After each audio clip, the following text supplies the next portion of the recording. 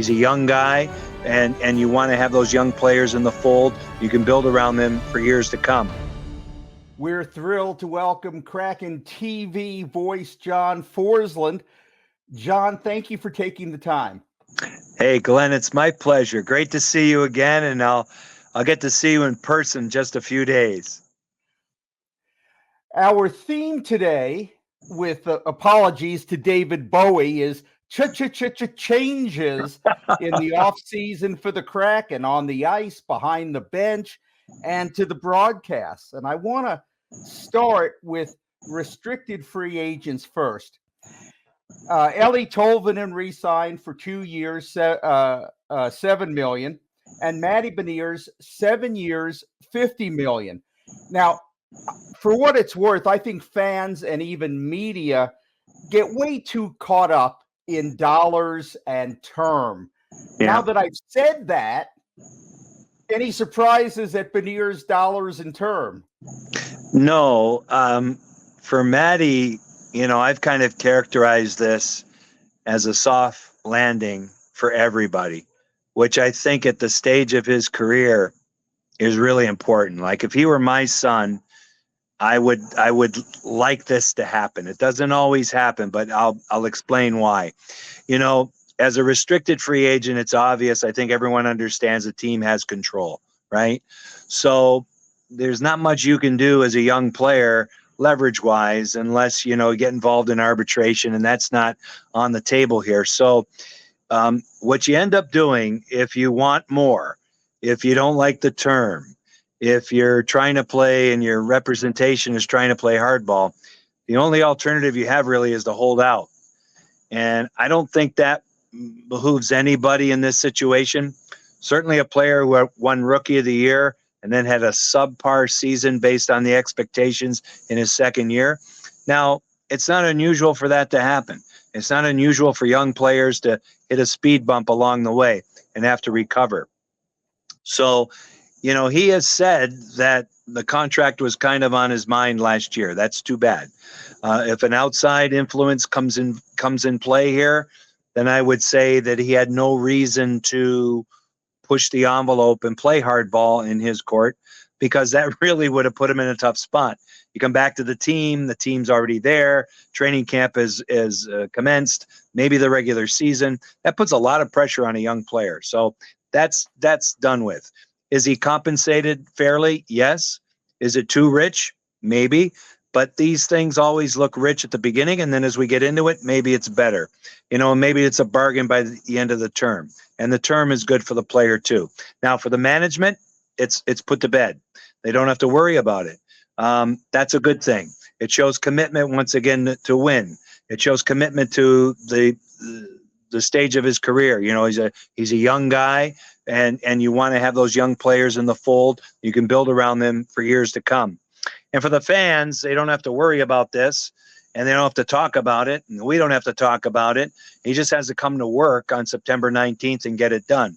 And for the coach, Dan Bilesma doesn't have to worry about this as an outside distraction, doesn't have to answer daily questions about it, has a great roster. In my opinion, they have the best roster they've had. And so now get on with it. Lay your plan in place and get to winning, get to making the playoffs. That's what this is all about. John, if Matty was my son, I would have taken him aside and said, remember all those things I sacrificed so that you could get to your games? And isn't it time now to say thanks to dear old dad? Yeah, and that's really the beauty of this sport. And I'm sure other sports too, but it's the only sport I've known internally for 40 years and how it works. And going through it ourselves with our son who played at a high level and played college hockey. I mean, there's a parental commitment that's made here. The players don't lose sight of that. The players understand that. He comes from a tremendous family. And I think that's why this thing intelligently figured out a way to the end for everybody involved. I thought locking up Matty was wise too, because what we heard all year from teammates and from the coaching staff was that even when the goals weren't coming, his attitude didn't falter. His work ethic didn't falter. His commitment to the 200-foot game didn't falter. And without much offensive support, Matty was getting game planned with the best that opponents could throw at him. Yeah, we knew right away that once he won Rookie of the Year, number 10 is circled in the other locker room every game.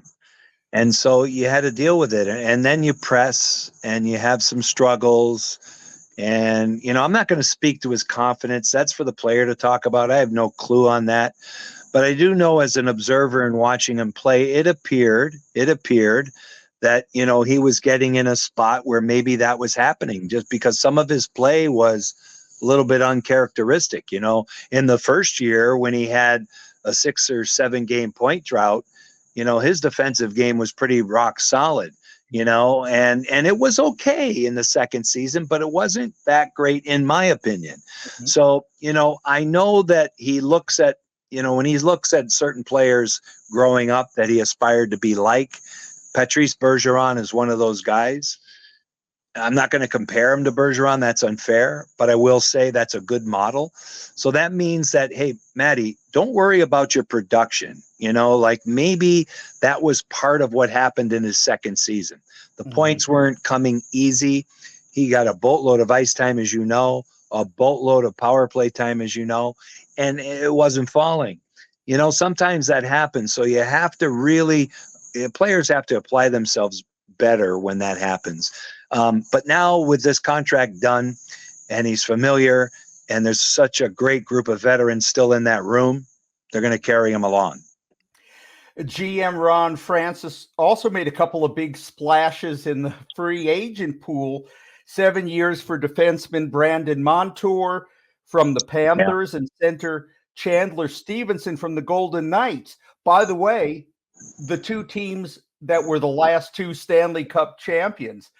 So how do you see Montour and Stevenson impacting the Kraken lineup? Well, you said it. When you get championship pedigree, you're onto something, right? That's something a player never loses. Yanni Gourde won't lose that, and the others that are on this team that have been part of Stanley Cups won't lose that. They know what that's all about. So that's always a good thing. July 1st is a day that everybody gets overrated, that everybody gets overpaid, because you're in a market against only those people that are in the market that specific off season. It's not necessarily the league. And if you're a non-playoff team and you're going to go out and try and acquire guys like this, you're going to have to let them know you're serious. And the only way you're being serious, you can show them the facilities, you can show them the city, you can tell them how well they'll be treated, but it's the pocketbook. That's the only thing anybody looks at in any walk of life. So to be fair, Ron and the management and the ownership had to commit, and they did.